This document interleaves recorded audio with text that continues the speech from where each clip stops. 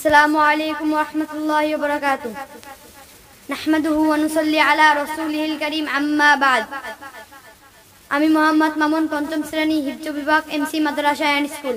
আমি এখন মুহাম্মদ সাল্লাল্লাহু আলাইহি ওয়াসাল্লাম এর খতমে নবুয়তের ব্যাপারে আলোচনা করব। খতমে নবুয়ত ইসলামের একটি মৌলিক আকীদা।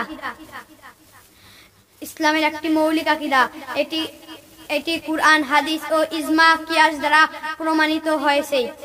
1 নাম্বার, মহান আল্লাহ তাআলা ইরশাদ করেন, মা কানা মুহাম্মাদুন আবা আহাদিম মির রিজালিকুম ওয়ালাকিন রাসূলুল্লাহি ওয়া খাতামান নাবিয়্যিন। অর্থাৎ মুহাম্মদ সাল্লাল্লাহু আলাইহি ওয়াসাল্লাম তোমাদের মধ্যে কোনো মানুষের পিতা নন, তিনি হচ্ছেন মুহাম্মদ সাল্লাল্লাহু আলাইহি ওয়াসাল্লাম আল্লাহ তাআলার রাসূল ও সর্বশেষ নবী। 2 নম্বর, রাসূল সাল্লাল্লাহু আলাইহি ওয়াসাল্লাম বলেছেন, আনা খাতামুন নাবিয়্যিন লা নাবিয়্যা বা'দি, অর্থাৎ আমি নবীগণের শেষ, আমার পরে আর কোনো নবী আসবেন না। মুসলিম জাহানের সকল মুনিশি মুহাম্মদ সাল্লাল্লাহু আলাইহি ওয়াসাল্লাম এর শেষ নবী হওয়ার ব্যাপারে একমত পোষণ করেছেন। সাহাবায়ে কেরাম সহ ফুকাহায়ে কেরাম ও খতমে নবুয়তের ব্যাপারে একমত পোষণ করেছেন। কোন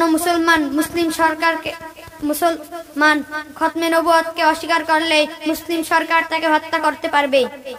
উল্লিখিত দলিল দ্বারাই প্রমাণিত হয় মুহাম্মদ সাল্লাল্লাহু আলাইহি ওয়াসাল্লাম সর্বশেষ নবী।